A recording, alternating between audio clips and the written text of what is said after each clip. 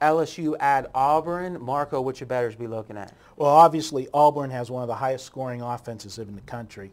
LSU has to slow them down to have an opportunity. And when I say slow them down, they got to slow the game down, shorten the game, and try to keep that Auburn offense on the sidelines, because you can't score if you're not on the field. They have the type of offense that's a grind it out, so they don't have the big play. LSU does. LSU. And Auburn, as good as they are offensively, they're just that bad defensively. So I think LSU can move the ball in this game and has the best defense that Auburn's faced all year. All right, so the good defense on LSU's side might be able to slow down Auburn a little bit, and LSU won't be able to compete in a track meet is what I'm hearing, but if they're able to control the clock with their offense, they have a good chance in this game. Right, and a lot of times when you have high-flying offenses, you can frustrate them a little bit when you shorten the game and shorten the number of touches that they get. Sometimes when they do get on the field, a team like that will have a habit of forcing the issue because they've been on the sidelines for 7 minutes, you know, watching the other team on a 14-play drive. So you actually are going to project LSU here to cover? I'm actually going to project the under here because really, this is a total opposite. If guys watched the videos last week, one of our plays was the over in the Auburn-Arkansas game, and that's because neither team in that game had a defense. They both had good offenses, but neither team had a defense, and I saw absolutely no way for anybody to stop one another.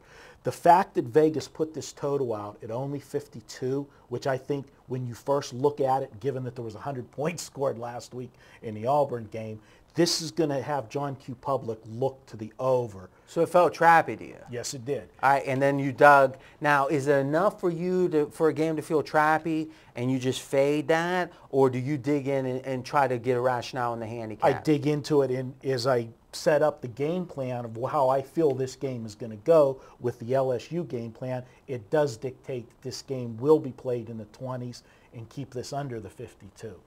Okay, now I got a stat that's going to back you up here. 8 out of 10 games in this matchup, LSU-Auburn, have gone under. And I think typically when you have an intense rivalry, you look towards the dog and you look towards the under. And in this case, we've certainly are seeing it towards the under. I also am going to back you up a little bit here. Now, the quarterback for Auburn, Newton, leads the SEC in rushing, but LSU's only given up 84 yards a game rushing. So it seems like that, like you said, their defense matches up somewhat well against Auburn.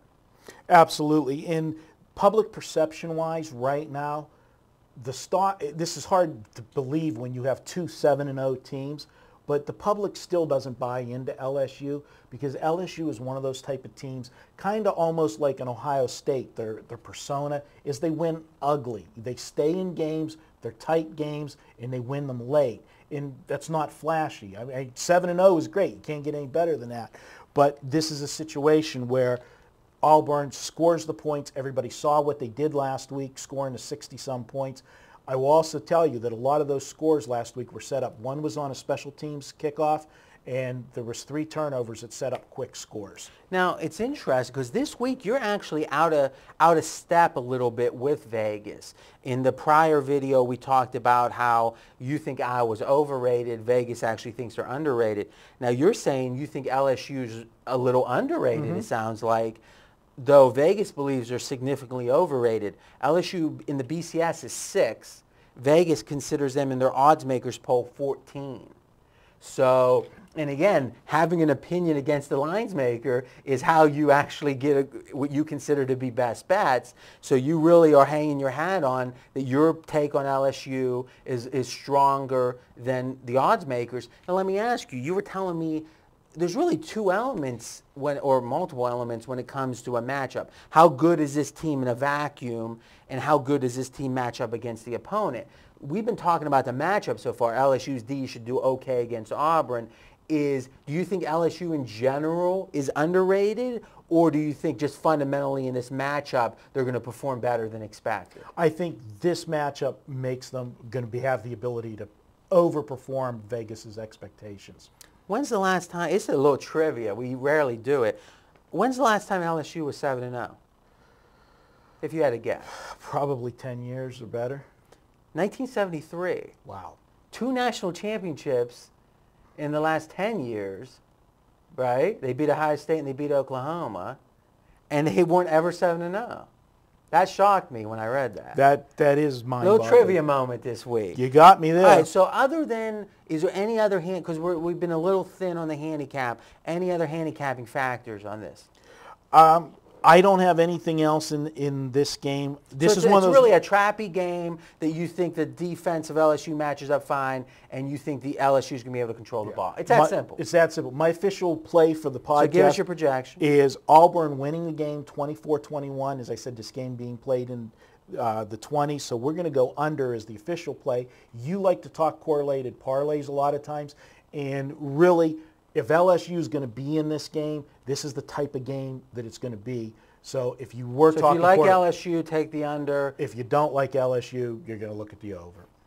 Or if you specifically like Auburn. Okay. Right. And what a correlated parlay is when the result of the game is going to skew the likely result of the total. Absolutely. Okay. Now, you talk about this being your projection, but this isn't your best bet. And we're actually, well, let me see, 1, 2, 3. It's our 4th video, and we've yet to mention 7-0 on your free video best bets this year. You're undefeated. Undefeated. And what game are you giving your best bet? We're going to have it in the NFL. It's going to be on the San Diego Charger-New England game. And, we got to give some kudos to you, too. You hit your best bet last week. It was your best bet of the year last year with the Minnesota Vikings. And, and I can't get any attention. Cause I guess I'm just going to keep trying to chase you down. I don't think I'll catch up with all your experience.